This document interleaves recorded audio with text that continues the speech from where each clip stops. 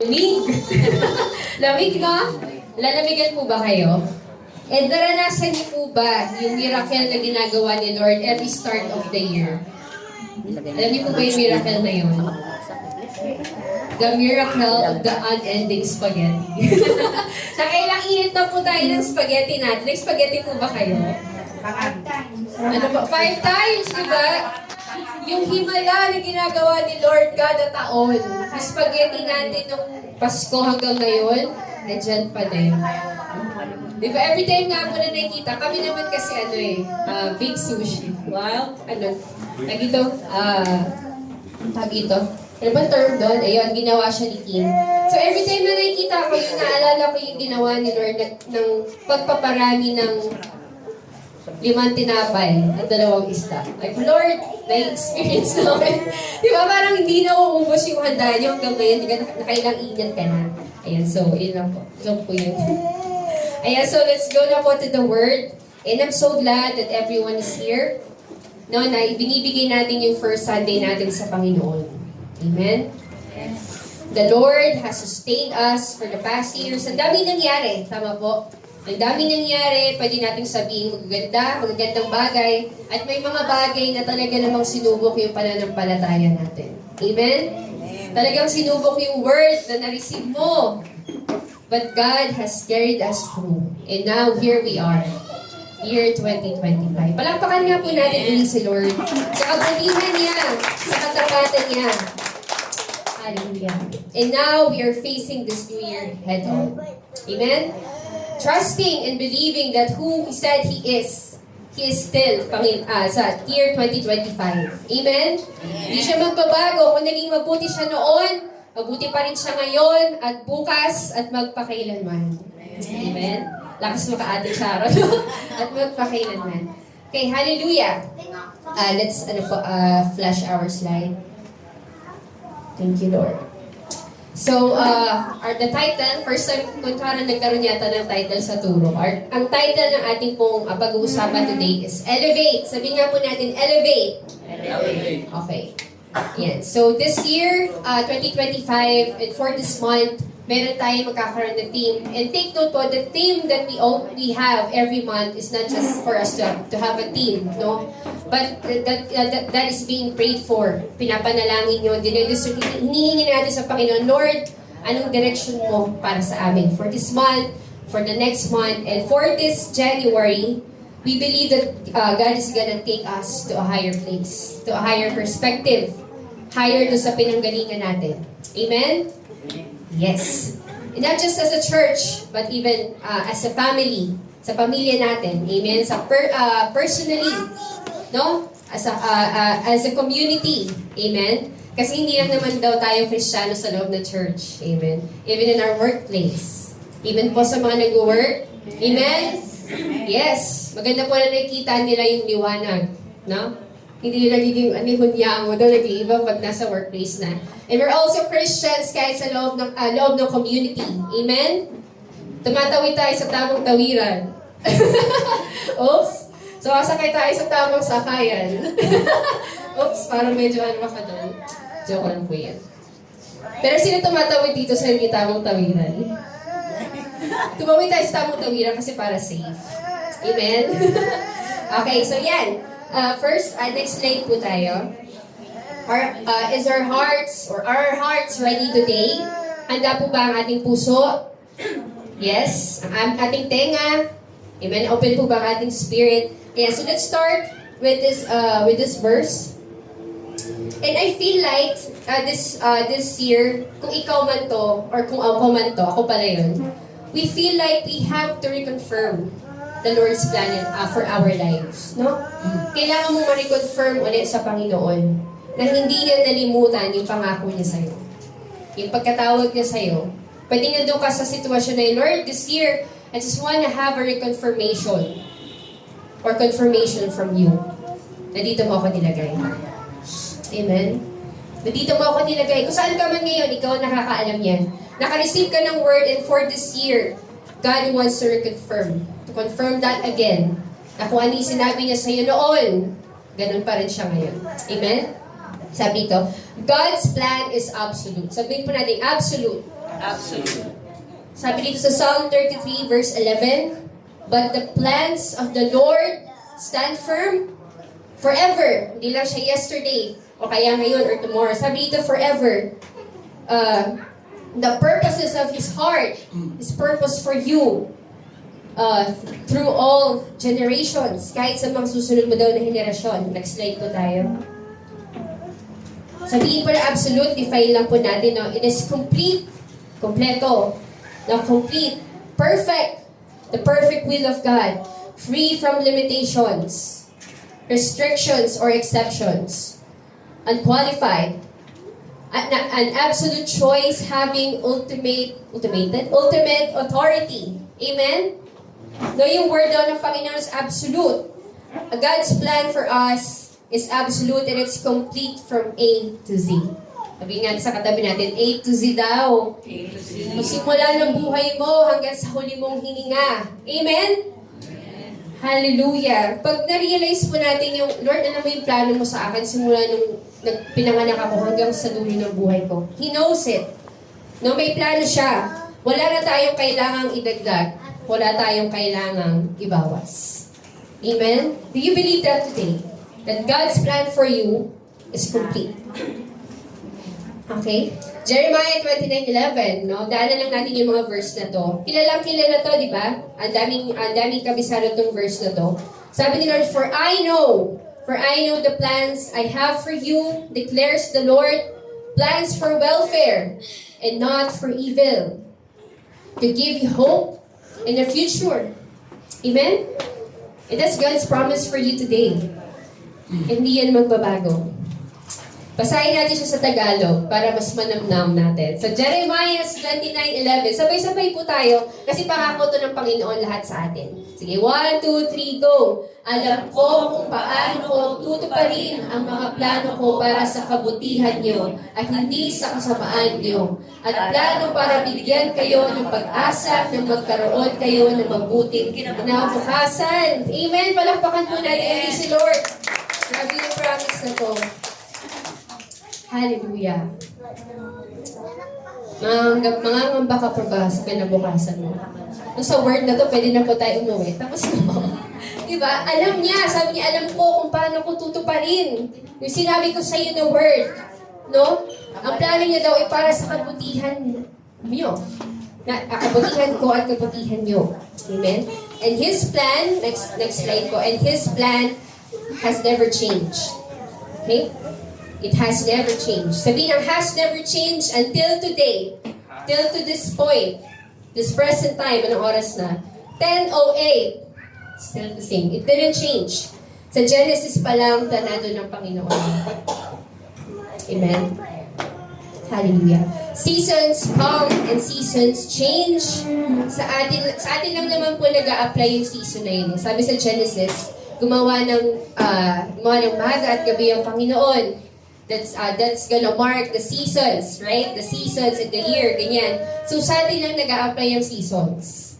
Sa atin lang nag-a-apply yung mga summer, ganyan, tag-ulan. Pero si Lord, He created time. Amen?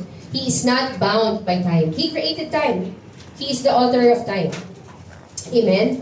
And the more we live out His Word, no? The more we realize that in those seasons na nilagay ng Panginoon, we just come into different phases or stages ng fulfillment ng plano niya para sa buhay natin. Amen? Naging bata ka, nag-high school ka, nag-college ka, nagtrabaho ka, nagkapamilya ka. You see, He's the same God. Amen? Nag-iiba-iba man yung season natin, yung season ka nung bata ka, nung immature ka pa, hanggang sa nag-mature ka, and now, ngayong panahon na to na nakilala mo siya, you realize He's the same. Amen? He did not change, and His plan has always been the same. Amen? May nakukuha po ba tayo dito? Yes? Hallelujah. And doon sa mga season na yon, yung mga encounter natin sa Panginoon, the more na napagtitibay yung katotohanan na siya ay mabuti, tapat at dakila. Amen? Parang nagro-rock dito, tapat, mabuti at dakila. At tulad ng sinabi niya sa kanyang salita. Okay?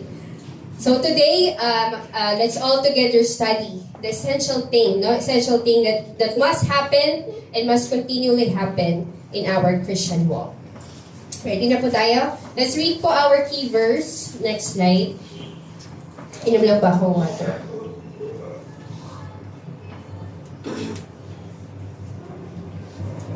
Hallelujah. Sabi sa Isaiah 55 verse 8 to 9, sinabi ng Panginoon, ang pag-iisip ko ay hindi katulad ng pag-iisip nyo, at ang pamamaraan ko ay hindi katulad ng pamamaraan nyo. Verse 9, kung gaano kalayo ang langit sa lupa, ganoon din kalayo ang aking pamamaraan at pag-iisip kaysa sa inyo. Next slide. So ginawa ko po English na yung verse 10. For as the rain and the snow come down from heaven, and do not return there but water the earth, making it bring forth and sprout, giving seed to the sower and bread to the eater. Verse 11, so shall my word, isalita niya daw po, be that goes out from my mouth, it shall not return to me empty, but it shall accomplish that which I have purposed, and shall succeed in the thing for which I sent it. Amen? Alright, next slide po. Higher perspective. So ito po yung maririnig natin, mentioned paulit-ulit, no? For this month. Higher perspective. Sa Tagalog, mas mataas na pananaw.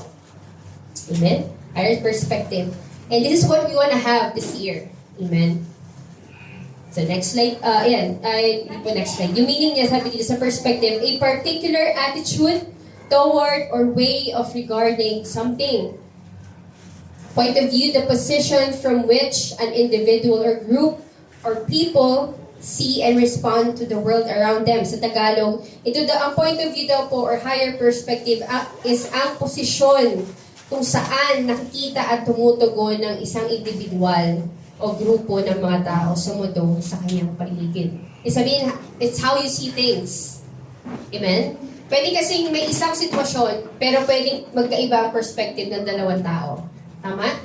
May very famous po na story noon na meron silang abusive na ama.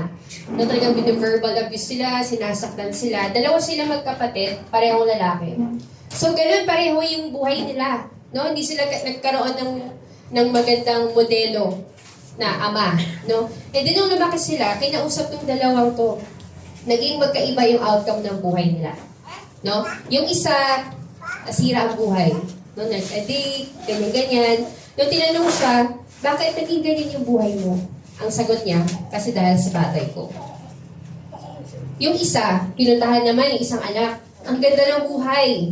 No, may nagkaroon ng sariling pamilya, maayos. Isa siya, naging mabuting ama, successful. Tinanong siya, anong nangyari ba't nagkaganyan yung buhay mo? Sagot niya, kasi dahil sa tatay ko. Pareho sila ng sagot, pero magkaibang outcome. Sabi nung isa, yung naging maganda yung buhay. Nakita ko kasi sa tatay ko yung ganito, at sinabi ko sa sarili ko, hindi ako magiging ganyan. Aayusin ko yung pamilya ko. Magiging mabuti akong ama. You see the perspective? Ito yung pag-uusapan po natin ngayon, na pwedeng may parehong sitwasyon na nangyayari sa atin. Parehong may pagsubok, pero pwedeng maging iba ang response natin.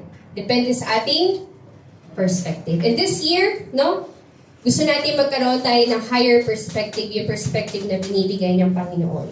Next slide po. Look up. So our point number 1 is look up. How will we have this high perspective na gusto ng Panginoon? First is look up. We look up. Next slide po. Sabi sa Genesis 15, so this story is about God's covenant with Abraham. Okay? Abram pa lang siya that time. Sabi dito, after these things, the word of the Lord came to Abram in a vision. Fear not, Abram, I am your shield, your reward shall be very great. Verse 2, but Abram said, O Lord God, what will you give me? For I continue childless. Ito yung panahon na binigay ni Lord yung pangako kay Abram. And the ear of my house is Eliezer of Damascus. Verse 3. And Abraham said, behold, you have given me no offspring, and a member of my household will be my ear. So ito yung di ba yung third one? Ito yung daing ni Abram kay Lord. Wala siyang anak. Ang yaman-yaman niya, pero wala siyang pagpapasahan. Wala siyang ear. Di pa din niya maging ear, hindi niya anak. No? Si Eliezer daw. Sabi ni Lord sa verse 4, and behold, the word of the Lord came to him. This man shall not be your ear, sabi ni Lord. Your very own son shall be your ear. And we all know how old Abraham was that time. And baog pa si Sarah noon. Pero sinasabi ni Lord that time, that this man shall not be your ear, your very own son shall be your ear. In verse 5, ang ginawa ng Panginoon, and he brought him outside. Sabihin po natin, brought him outside. Brought him outside. And said, look toward heaven. Pinatingala si Abraham, no? Abram. And number the stars if you are able to number them. Then he said to him, so shall your offspring be. Verse 6, and he believed. Kung nakita niyo, tumingala si Abraham. And he believed. Hindi sabat kay Abraham yung una, yun yung pangako. Kaya ginawa ni Lord, labas ka dito. Pinalabas siya si Abraham. Sabi dito, and he brought si Lord na nagdala sa kanya. He brought Abraham outside. Sabi niya, look up. Look toward heaven. Then he said to him, so shall your offspring be. Kung gano'n daw karami, pinakita mong stars, siguro yung that night, magiging ganyang karami yung offspring mo. Verse 6, and he believed the Lord, and he counted it to him as righteousness. Look up. So the Lord took Abraham outside and had him look up. May mga pagkakataon po that God will bring us to a place to show us something. Amen? Kasi minsan yung lugar kung nasan tayo, hindi natin siya mapaniwalaan. Diba, nagsasalita na kasi Lord sa'yo, di mo paniwalaan, o sige anak, halika dito. Dadalhin kita sa isang sitwasyon. And He's gonna have you look up so that you would see and you would realize kung ano yung sinasabi niya. And then that moment, Abraham believed the Lord. So I guess our question today is, what have you been focusing on lately? Saan ka naka-focus lately? No? What are the things that are getting or that take most of your attention? Saan nakatutok ang mata natin ngayon? Amen. Pansin mo pag nakatutok ang mata mo sa mga problema, no? Papansin mo yung faith mo parang nanghihina. Sino po nakaranas nun? No, nakatutok ka dun sa imposible. Kasi, ay, wala mong nangyari. Ay, magbabago pa yung kilala ka, hindi magbabago yan. Doon ka nakafocus. Kaya ang gusto gawin sa atin ng Panginoon is to take us outside, to take us to that place, that when He asks us to look up, we will see, oh, Lord, no? So what have we been focusing on lately? No, saan nakatuon ang ating mga mata? And kung naalala niyo pa po yung topic natin about Rema, sino po nakakaalala? The difference between Rema and Logos. So there are two words na ginagamit every time sa Bible, every time na binabanggit yung word ng Panginoon.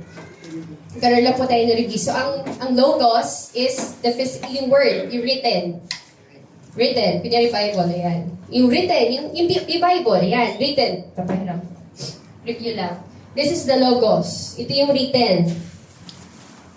Yung nababasa natin. Yung mga nasa scroll, yung scripture.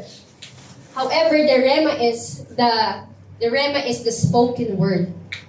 Spoken word of God. Sabihin yung nagbabasa ka, biglang tumalon, sinasabi nila parang tumalon yung verse sa puso mo. Parang naiintindihan ko siya. You call that Rema. Sabihin, speak siya sa'yo ni Lord directly. Amen. In this moment, nagkaroon ng Rema si Abram. Yung una, sinabi sa kanya, parang, di ba sinabi sa kanya, pag binalikan natin sa verse 2, saan ba yun? Verse 4 pala, verse 4, balik tayo sa verse 4. Nagsalita na sa kanya si Lord sa verse 4 eh. Sabi dito, this man shall not be your ear. Your very own son shall be your ear. Yun yung una, di ba? Ang nangyari kay Abraham, hindi pa niya naintindihan. Kaya verse 5, God brought him outside and said, look toward heaven. Yun yung Rema. Inulit lang ni Lord yung sinabi niya. Sabi lang ni Lord, and number the stars if you're able to number them. Then he said to him, so shall your offspring be. Verse 6, and he believed the Lord. Nagkaroon ng rema kay Abraham, no? And yung rema na ibinigay ni Lord kay Abraham ang nagpalakas ng kanyang pananampalataya. Amen? So every time na nakaka-receive tayo ng rema kay Lord, pag nagbabasa tayo ng Bible, kunyari nakikinig tayo ng Sunday service, alam mo yung bigla mong nauunawaan. Dati mo naman siya nababasa sa Bible, but this moment, naintindihan mo, naunawaan mo yung verse na yun. No? And yung rema na yun yung nagpalakas sa pananampalataya ni Abraham. It's what has sustained him. Amen? Next slide po. Elevate. So, let's define elevate. Elevate means to move from a lower to a higher place or position. No, so from here, kunyari dito, pag umakyat ka, ang tawag doon is elevate. So from a lower to a higher place or position. So before tayo mag-next slide, no, what we set our eyes on is very important. Kung saan nakatutok ang mata mo, it's important because it's gonna affect the course of our lives. Amen? Katulad ng dalawa natin example, yung magkapatid. Pareho sila ng naranasan. Pareho ng hirap. Pero magkaiba yung tinitingnan nila.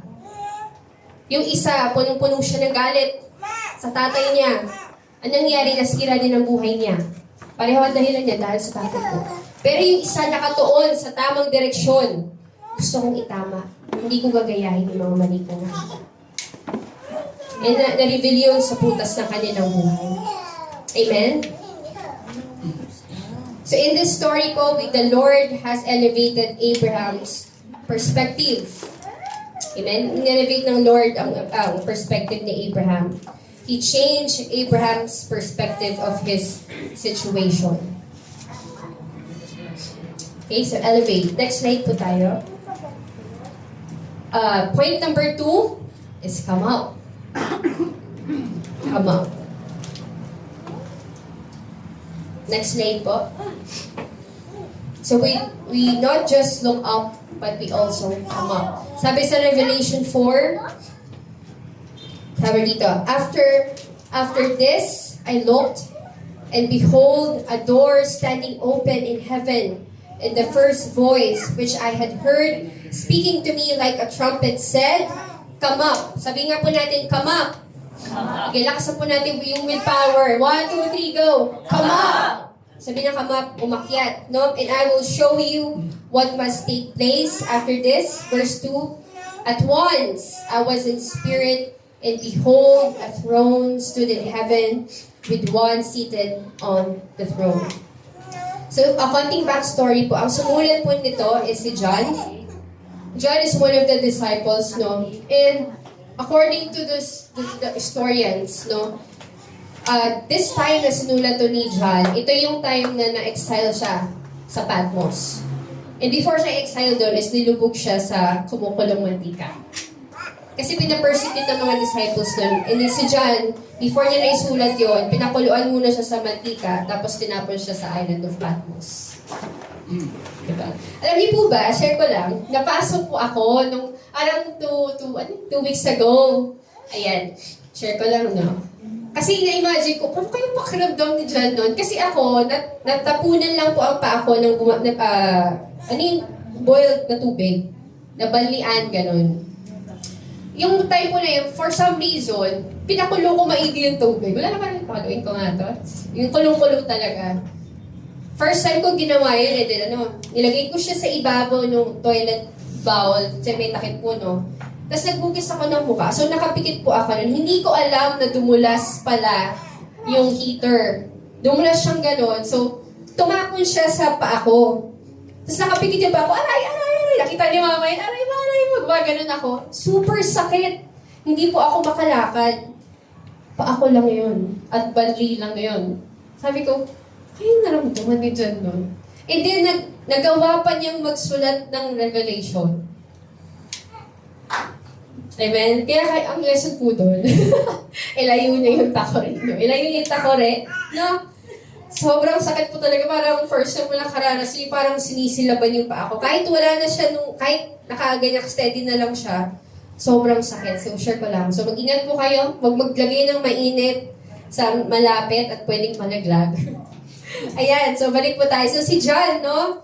Pinatapos siya sa island of Patmos. Mag-isa lang siya doon. Baka nakakalungkot yun, pinapersecute ka na, nilubog ka sa oil, tapos ngayon mag-isa siya ngayon doon. And ito po ang nangyari noon. Yung sinabi nga na, after this, I looked and behold. Yan, so dyan niya po nasulat yan. Ayan, so balik po tayo sa verse. Ayan, so after, nandun si John, nandun si John. After this, I looked and behold, in the first voice, may narinig daw po si John na boses, which I had heard speaking to me like a trumpet, said, "Come up here." Come up here. Sa Tagalog, umakyat ka dito. And alam niyo po, the disciples, including John, gave not just their time, but their lives to preach the gospel. Amen? And in the midst of his lowest moments, si John, no, isipin mo, sumusunod siya. Sumusunod si John, binigay niya yung buhay niya. Eh, gano'n yung nangyari sa kanya. In the midst of his lowest moments, in the midst of his great persecution. Sino po napapersecute dito? Amen. Wow, araw-araw lakas dito. Sino napapersecute? In the midst of their lowest moments, sumusunod sila pero napapersecute sila. In their great persecution, he heard, "Come up." Hallelujah. Are you hearing God's voice today? Come up. And John's entire perspective changed. Amen? Alam niyo po ba nung umakyat si John, isa lang ang nakita niya na nakasulat dyan. Sino daw po ang nakaupo sa trono? Ang Panginoon. He still reigns. Even in the midst of that lowest moment, diba?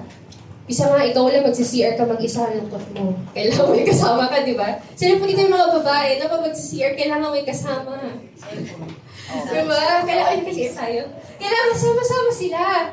Diba kasi gusto ayaw, malungkot kasi pag mag-isa. Pero ito si John mag-isa. No? But suddenly, that didn't matter. Amen? Amen po ba? Palakpakan po natin si Lord. Hallelujah. And suddenly, your situation won't matter. If you have this perspective, na nangyari kay John. God is still enthroned. Amen? He still reigns. Not just now, pero pati bukas and forevermore. Amen? Balikan po natin yung verse 2. At once I was in the Spirit, and behold, a throne stood in heaven, with one seated on the throne. Kung papasin niyo po dito, at once, nung tinawag daw siya ng Panginoon to come up, ay yung ginawa kay Abraham, the Lord brought him outside. Naniniwala po ako na ang Panginoon for this year is gonna bring us to places. He's gonna call us up to places, no? For us to see more of Him. Amen? Eh, sabi dito na nung narinig ni John yung word na come up, halika rito, may narinig siyang tinig. At once, bigla-bigla. No, at once, sabi niya, at once, biglaan. Bigla-bigla. I was in the Spirit. Sabihin po natin, in the Spirit. In the Spirit. Sabi dito, in the Spirit. Our spirit is what we connect with the Lord. Amen? Alam po natin, di ba tayo mga tao, hindi lang tayo physical. We also have a spirit. Sino po naniniwala doon? I believe in a God the Father. Kanina dinadeclare natin yan, di ba? And same thing, we have spirit. No? And it is what we connect with the Lord. Nung tinawag si John dito, hindi lang siya physical. Sabi dito, I was in the Spirit. Okay, so it's what we connect with the Lord because He is Spirit. Spirit ng ating Diyos. Sabi sa John 4:23 to 24, but the hour is coming and is now here when true worshipers will worship the Father in what? Spirit and in truth. For the Father is seeking such people to worship Him. God is Spirit. No? Spirito ang ating Ama. And those who worship Him must worship in spirit and in truth. So ano po yung makikita natin dito? May magiging mga encounter po tayo sa Panginoon na hindi mauunawaan ng isip natin. Amen? If you would try to understand the Lord with your mind, katulad doon sa Isaiah, you wouldn't understand Him. No? Isa makikinig ka sa nagtuturo. May sinasabi siyang verse, hindi ko maintindihan. Ano kaya yung sinasabi na we are more than conquerors? Dami ko ang bayarin eh. Diba? We're more than conquerors. Parang ano pa ko nga ngayon. You see, you cannot receive that with your mind.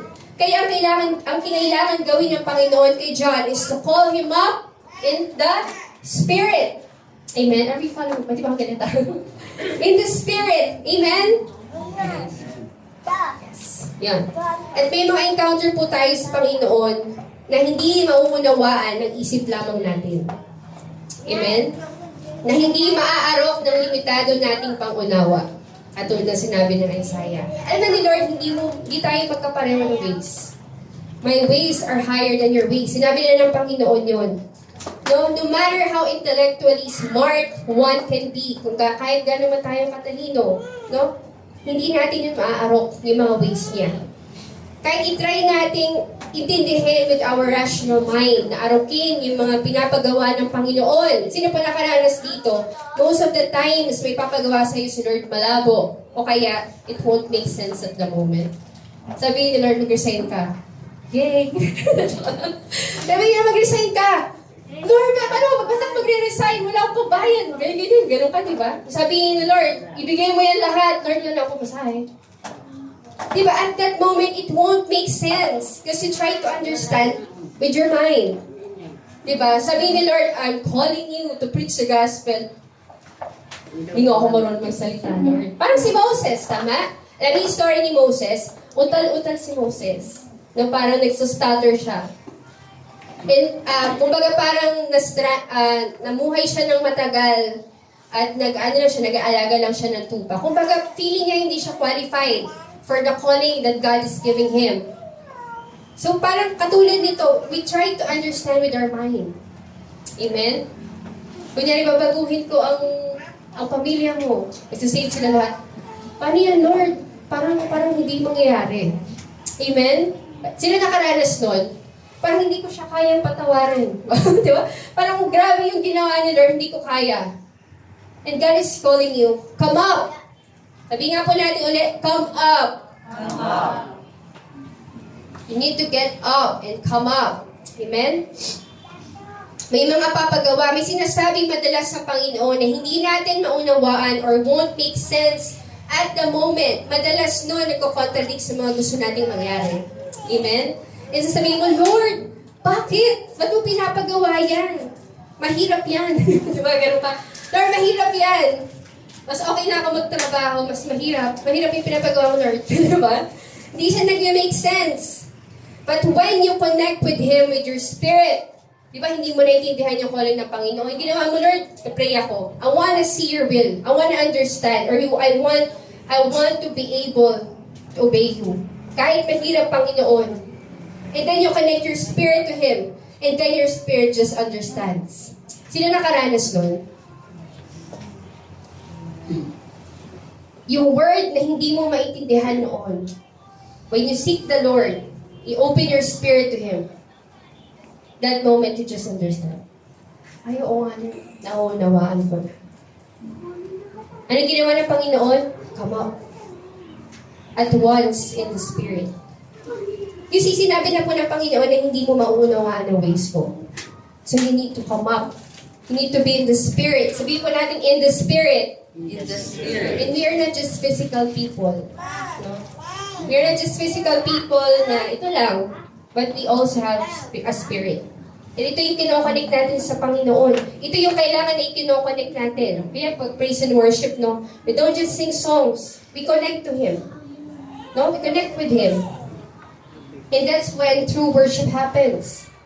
Hindi ka na lang kumakanta, pero konektado na yung spirit mo sa Kanya. Yung sinasabi mo, I believe in the God the Father, God the Son, Holy Spirit. When you connect your spirit to Him, iba yung kanta mo. Alam mo yun? Alam mo yun talaga, I believe. Alam mo yun, I believe ka talaga kasi you've been connected to Him. Naiuunawaan na ng spirit mo, hindi ka na lang kumakanta. Amen? May nauunawaan po tayo this morning. May nabubuksan po ba sa ating mata? Sa ating spiritual eyes, hindi lang sa mata. The physical. Amen? Okay. Amen. Now, when you connect your spirit with the Lord, your spirit just understands at that moment, katulad si John. Hindi yan na inisip yung persecution niya. What matters now is that he is up there with the Lord. Amen? And your spirit just understands and your spirit receives the word. Amen? You know, Rema cannot be received by our mind. Hindi nare-receive sa mind yun. It must be received in our spirit. Amen? And this is what the Lord wants us to step into this year. Ito yung gusto ng Panginoon na maapakan natin. Na hindi na lang tayo nasusway na nangyayari sa paligid natin. Na pag masaya, masaya ka. Sa physical kasi yun eh, pag malungkot, malungkot ka din. No. Gusto ng Panginoon na hindi ka na lang masway ng mga nangyayari sa paligid mo. Na pag nakarinig ka ng malungkot na love song, malungkot ka na din. Di ba? Because we are not just physical people. We also have a spirit. Amen? And it's our spirit na nangungusap ang Panginoon. And it's in our spirit that we talk to Him. Kaya sinasabi doon na pray in the spirit. Diba? Not just with our mind. Kasama ang mind. Pero we must also pray in the spirit. Amen? Amen. So, you know, this is what the Lord wants us to step into, the come up encounter with Him. Encounter with the Lord. So the eyes of our faith may see Him. May see Him. The apostles and the Christians before were severely persecuted. No, grabe pinipersecute yung mga believer noon. Kasi sa atin, kadalasan verbal words, tama? Verbal words, ini-insult tayo. Oo, masakit din yun, masakit din. But during their time, papatayin ka talaga. Pinapatay sila, pinapakain sila sa leon. No? Pinupugutan sila ng ulo. Talagang sinusuyod yung neighborhood. Pag nalaman na Christian ka o naniniwala ka kay Jesus, The Way pa ang pangalan ng church ko na diba? Sorry, The Way. Kukunin ka talaga, itadrag ka nila, tapos papatayin ka nila. It's either ito torture ka, papakain ka sa leon. And if you could imagine, the apostles and the Christians before, they were this severely persecuted, but what kept them? Bakit hanggang sa dulo ng kanilang hininga, Di nila ni-renounce yung faith nila? Amen? Saya po ba tayo na dito tayo sa panahon na to? Lord, salamat na dito kami sa generation na to para hindi ko po yata kaya yun. But what kept these people? Ano gawin nagpanatili sa kanila? Diba kung isipin natin, why are we here, no? Ayan. Why are we here? What kept these people? And what is keeping you right now? Kahit pinipersecute ka, kahit may hirap sa buhay, no, kahit alam mo yun, may mga broken dreams, wow, broken dreams, kahit may mga disappointments along the way, what is keeping you? Bakit ka nandito? Tanungin mo yung sa katabi mo, ba't ka nandito? Kasi nakaschedule ka. Kasi nahila po ako, kasi kailangan ko, no? If you would think about it, kanina yung dinedeclare natin, no? I believe in the God the Father. I believe in the God the Son. I believe the Holy Spirit, the three-in-one. Nakita mo ba natin yun? Have we physically, nakita ba natin si Jesus na naipako? Sino nakakita physically? Wala po, no? Kung physically saw Jesus na pinako siya at na-raise up muli. Sino po physically nakakita? Wala, di ba? But why are we here? Why are you here? Di ba? Kung di mo siya physically na nakita. Alam niyo po kung bakit? And what kept the Christians before and what's keeping us now? It is His Word. Amen?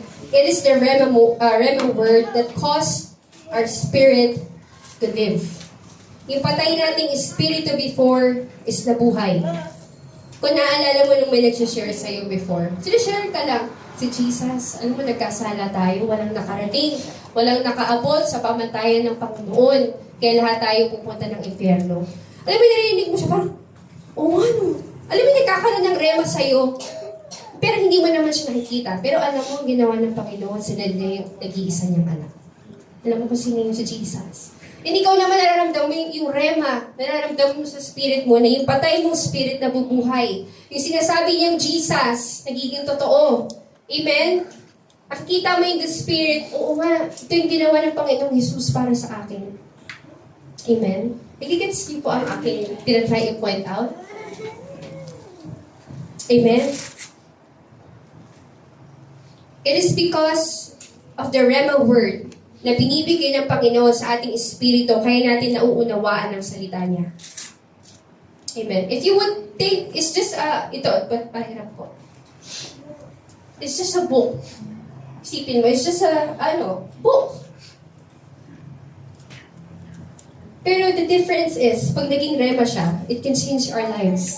It has changed our lives. Amen? Binago nito ang buhay natin in ways you cannot explain. Kung isipin mo, I was not like this before. But when I encountered God in my spirit, I changed. Alam mo, hindi yan dahil sa sarili kong lakas. Amen? May mga bagay kayo na pinagdadaanan, nagkaroon ka ng sakit. You know, Lord, ito na yung condition ko sa katawan ko. But God, you said you're my healer. And it happened. Rema.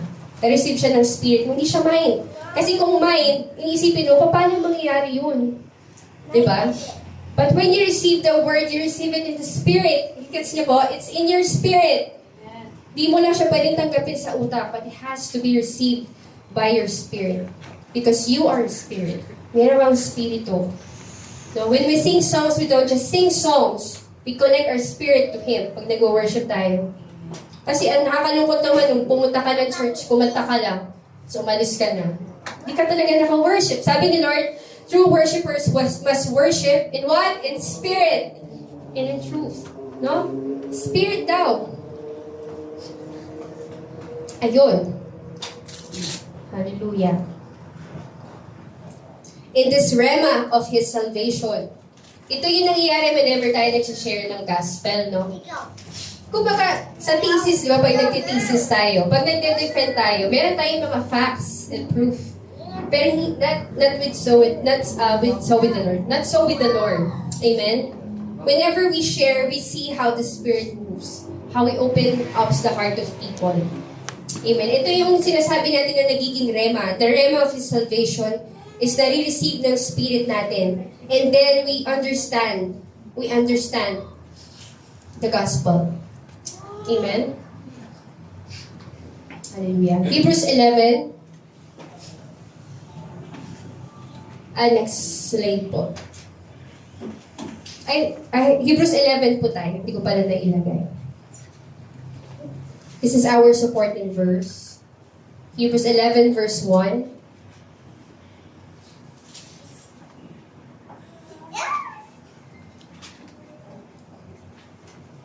Sabi dito, ibang version. Now faith is the reality of what is hoped for, the proof of what is not seen. Next verse.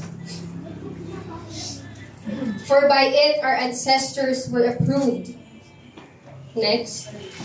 By faith, we understand. Ito yung sinasabi natin kanina. By faith, in your spirit, you understand that the universe was created by the Word of God, so that what is seen has been made from things that are not visible. So this Rema word daw, ito yung, sinasabi natin kanina that when you receive the Word in your spirit, you just understand. Amen? Ito sinasabi, we understand. Kahit hindi natin nakita. Amen? Because we live by faith, not by sight. No? Kahit hindi mo nakita na create ni Lord, physically nakita, by your spirit, you know it's true. Amen? You understand. Nauunawaan mo na oo, nilikha nga ng Panginoon ng universe. No? At ang ganda po ng verse na yun. Hindi na natin babasahin, pero napakaganda po. Pinanggit dyan yung mga people of the Bible. How they stood, yung mga trials nila because of their faith. Because they learned how to live by faith and not by sight. And if they live that way, ganoon din tayo. Amen? We don't just live by what we see or what we feel. Hindi ka nadadala nung nasa paligid mo lang. Higher perspective. Amen? Saan nakatuon kanina, di ba? Saan nakatuon ang mata mo? Hindi ka lang nadadala nung nangyayari sa buhay mo. But you have this rema in your spirit, no?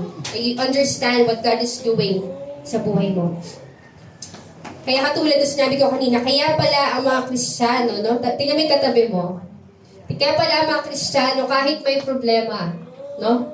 Kahit may problema, kahit may pinagdadaanan, may kagalakan pa din. Amen? Naglilingkod pa din. Amen? Hindi na babawasan yung init. Kung medyo bumabalik pa din. Amen? Medyo natatapas saglit, pero bumabalik. Naglilingkod pa din, no? Sumusunod pa rin sa Panginoon. Bakit po? Kasi nakaangkla ang pag-asa nila sa salita ng Panginoon. They don't live by what they see, but they live by faith. Sa salita ng Panginoon na hindi nauuga. Hindi nangyayari. Katulad ng Psalms kanina. Hallelujah. Kaya po siguro masasabi ko, kaya huwag po tayo maghihinayang na mag-invest ng oras, ng lakas, ng ating buhay, no, sa mga bagay na espiritual.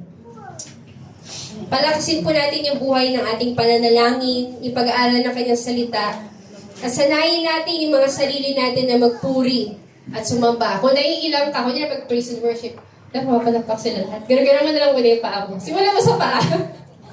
Sasunod mo yung kamay mo. Kaya mo yan! Sige, turuan mo yung sarili mo. Sabihin mo sa katabi mo, turuan mo ang sarili mo. Yes. Turuan mo yung sarili mo, taas ng kamay, sige, simulan mo dyan. Okay lang yung brother, sister. Susunod dito na.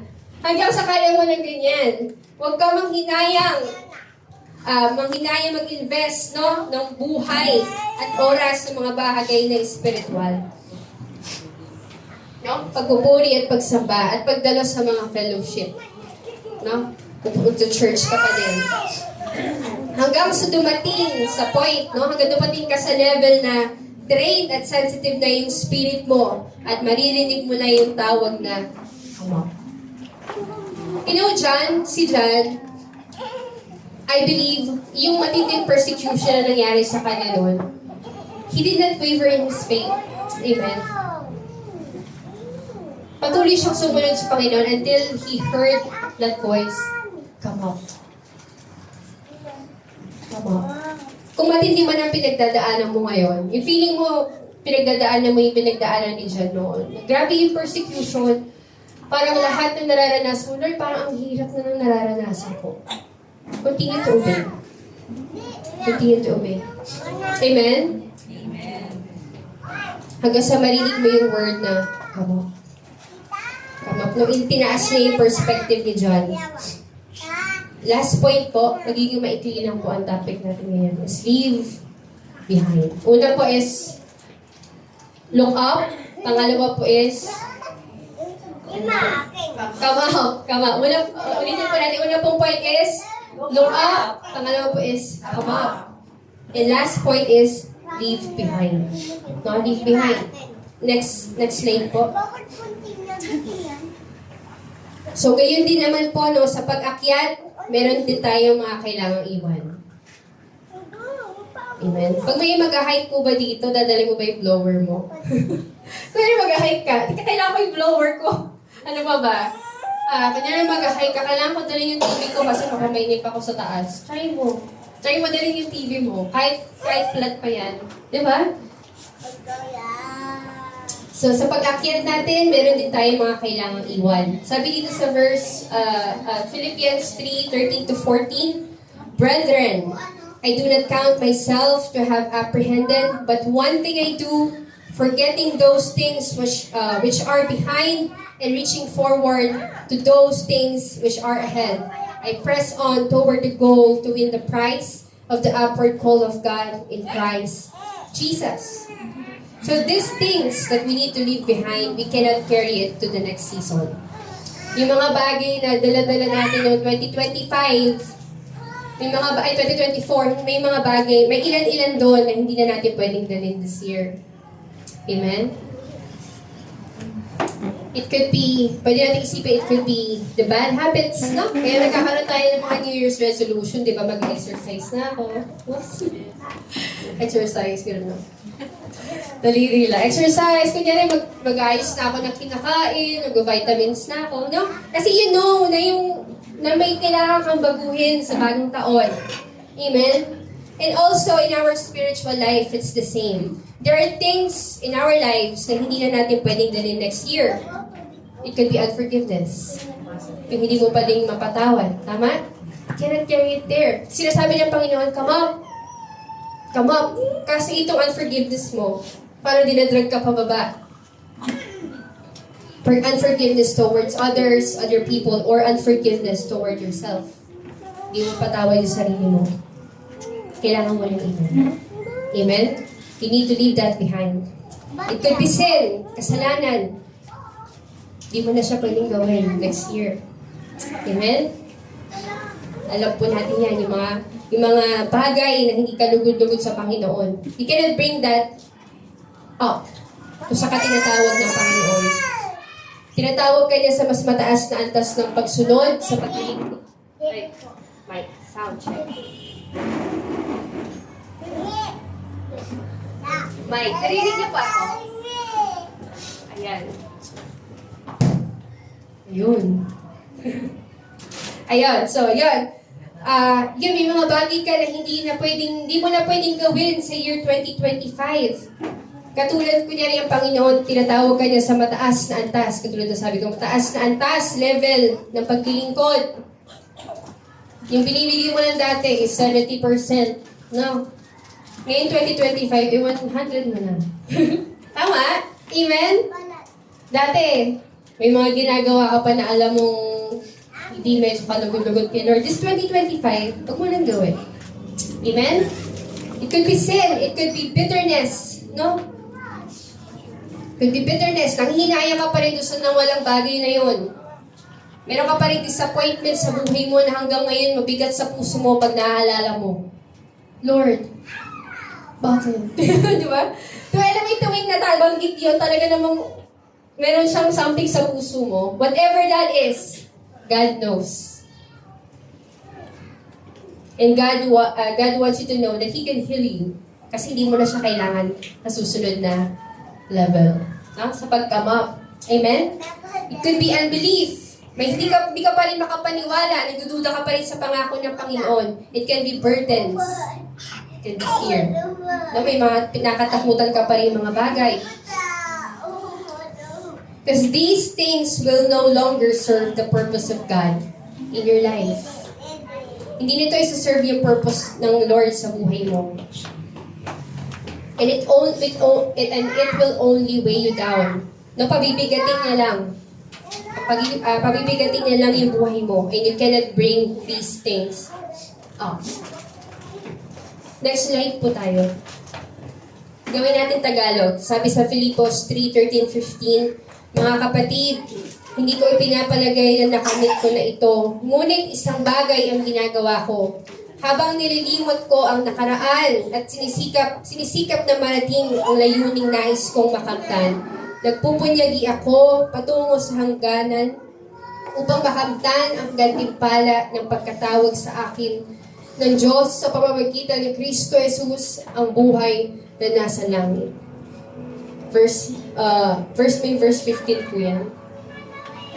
Ayan. Ganyan ang dapat maging kaisipan nating mga matatatag na sa pananampalataya. Kung hindi ganito ang inyong pag-iisip, ipapaunawa iyan sa inyo ng Diyos. Next slide. Sabi sa Hebreo 12, kaya nga, dahil napapaligiran tayo ng napakaraming saksi, ano po ang sabi, tanggalin natin ang anumang balakid at ang kasalanang kumakapit sa atin. Buong tiyaga tayong tumakbo sa takbuhing nasa ating harapan. Verse 2. Yun. Ituon natin ang ating paningin kay Jesus. Sa Kanya nakasalalay ang ating pananampalataya mula simula hanggang katapusan. Dahil sa kagalakang naghihintay sa kanya, hindi niya inalintana ang kahihiyan ng pagkamatay sa krus at siya ngayon nakaupo sa kanan ng trono ng Diyos. Amen? Hallelujah. Tanggalin na daw po natin yung mga balakid at yung mga kasalanang kumakapit sa atin. No? At buong tiyaga, sabi dito, buong tiyaga daw po sa verse 1. Buong tiyaga tayong tumakbo sa takbuhin nasa ating harapan. Di ko pa alam kung nagamit ito siyang example. Yung sa mga tumatakbo, di ba? Kung makikita niyo, nung nanood po kayo ng Olympics, pag nakita niyo yung suot nila, talagang super fit. Na super fit. Kahit yung mga suot nila, ini-engineer yon. Yung may mga gumagawa talaga doon para makatulong sa pagtakbo nila sa sports.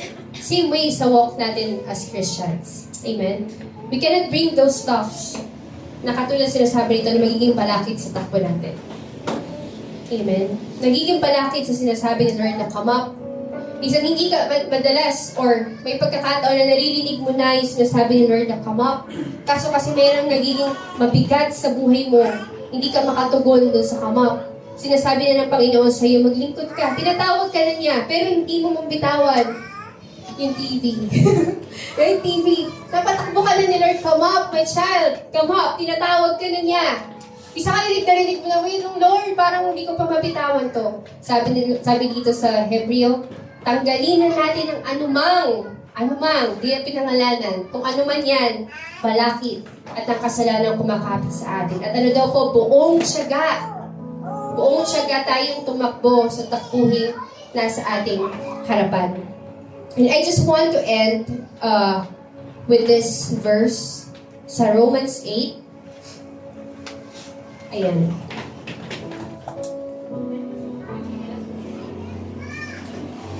Hallelujah. I just want us to be reminded that when the Lord Jesus came back to heaven, when He was taken up to heaven, He left us with a helper. Amen. Hindi na tayo iniwan mag-isa. Sabi nga ni Jesus Christ, I will not leave you as orphans mag-isa. I'm gonna give you the helper. And it's the Holy Spirit. Amen. It is the Holy Spirit that reveals things to us. It is the Holy Spirit, Holy Spirit that empowers us. Romans 8, sabi dito, 11, if the Spirit of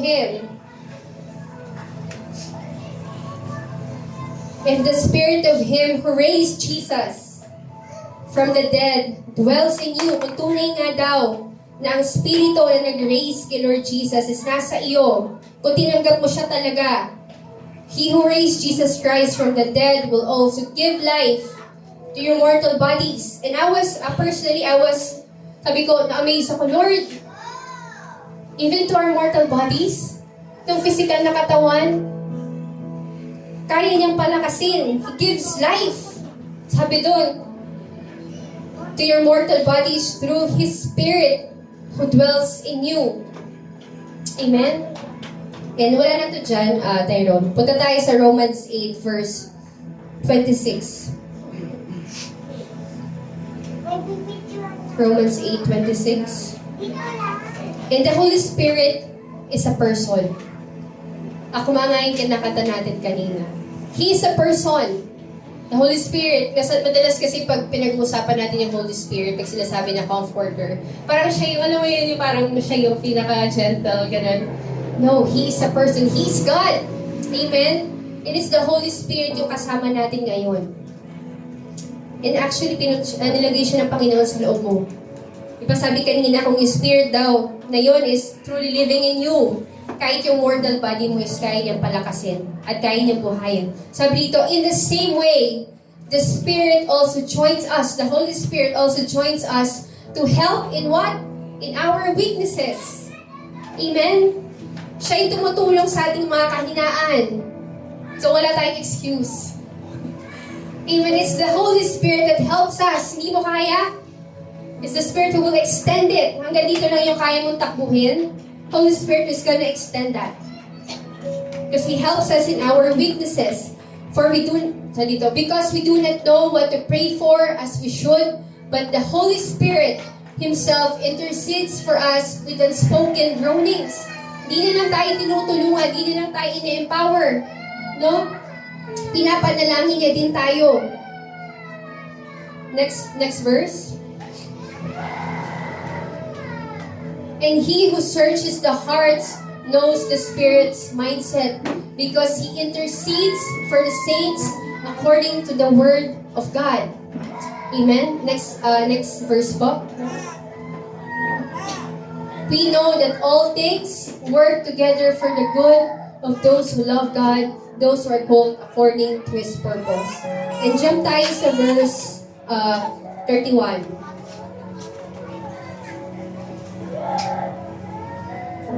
Hallelujah. Sabi ito, what then are we to say about these things? If God is for us, who will be against us? Amen? If God is for you, and He is for you, He's for us. Pinigay niya nga yung buhay niya para sa atin. Tama? And if God is for you, who can be against you? Next verse. He did not even spare His own Son. Diba? Kung hindi niya daw in-spare si Jesus Christ, but offered Him up for us all, how will He not also with Him grant us everything? I like how ESV put it. Sabi dito, He who did not spare His own Son, but gave Him up for us all, how will He not also with Him graciously give us all things? Amen? Talo tayo sa verse 35. And who can separate us from the love of Christ? Can affliction, or anguish, or persecution, or famine, or nakedness, or danger, or sword? Verse 37. No. Sabi dito, in all things. Hallelujah. This word, ito sinasabi na word na ito sa Bible. Let this be a rema to our lives. Amen. Sabi dito, no, in all things, we are more than victorious through Him who loved us. Yung ginamit na word dito sa ESV, no, in all things, we are more than conquerors through Him who loved us. Next verse. For I am persuaded, for I am sure, are we fully convinced? Fully convinced, for I am sure that neither death, nor life, nor angels, nor rulers, nor things, nor present, nor things to come, nor powers. Next verse. Nor height, nor depth, or nor any other created thing will have the power to separate us from the love of God that is in Christ Jesus our Lord. Palakpakan po natin ang Panginoon sa pagkabasa ng kanyang salita. Hindi po nakasin po natin ang palakpak natin.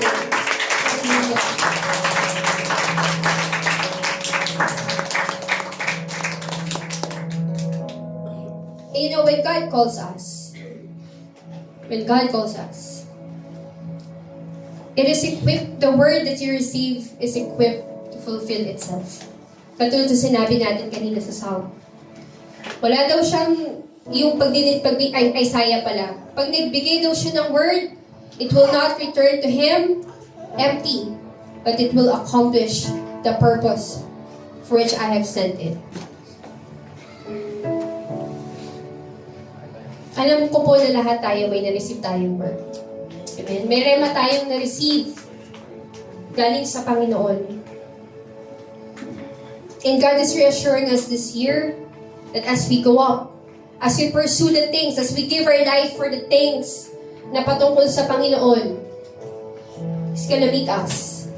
Amen? And His grace will be enough.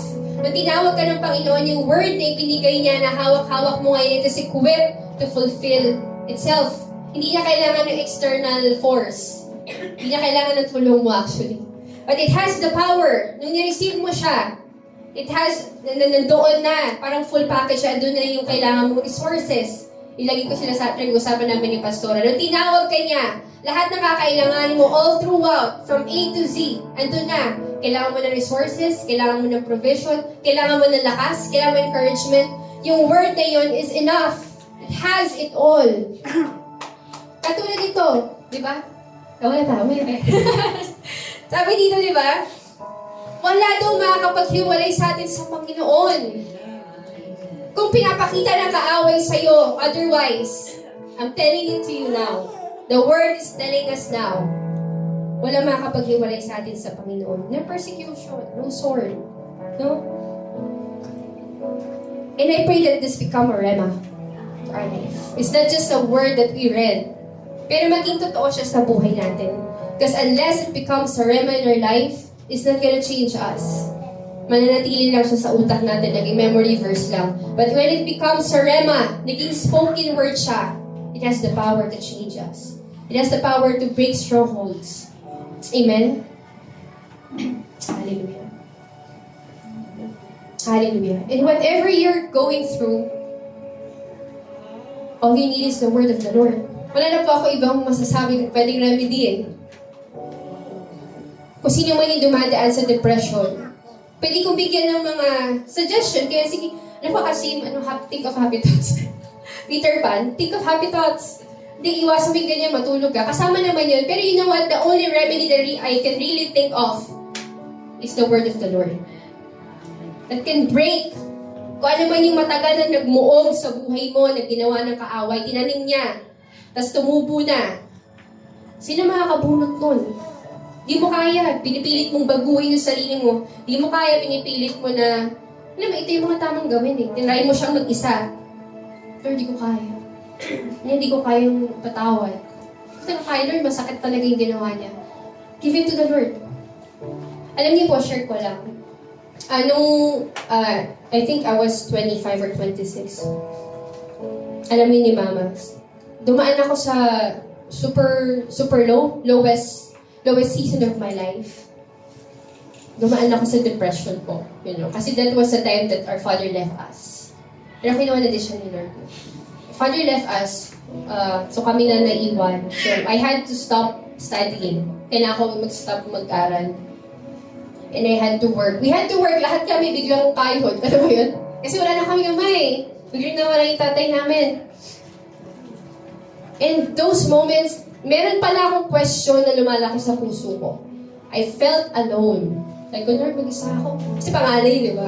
Isa ako, ako na lang tumikilos, ganyan.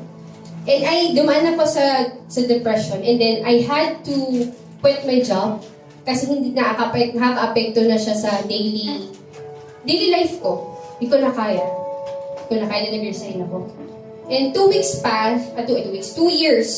passed. So I was lying down.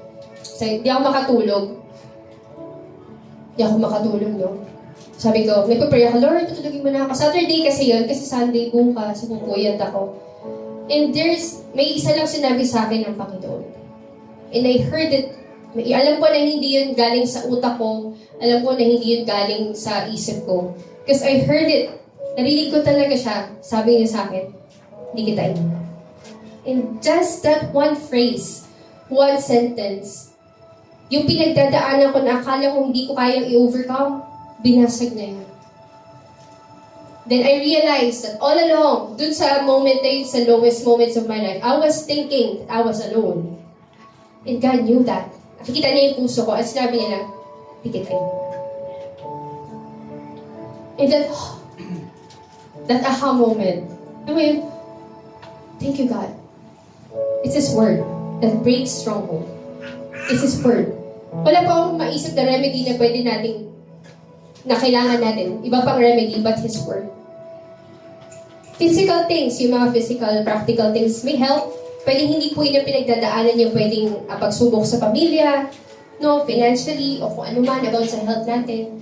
I really cannot think of any other thing that could really give a solution sa pinagdadaan natin, but His word. His word. That's why the Lord wants us to come up. Come up. Kasi kung nasan ka ngayon, hindi mo makikita dyan yung solusyon. You cannot fix your eyes on things na nakikita lang, yung physical. Kasi wala kang makikitang solusyon. But when you come up, God is telling you to come up. Ano yung come up na yun? Seek Him. Connect with Him.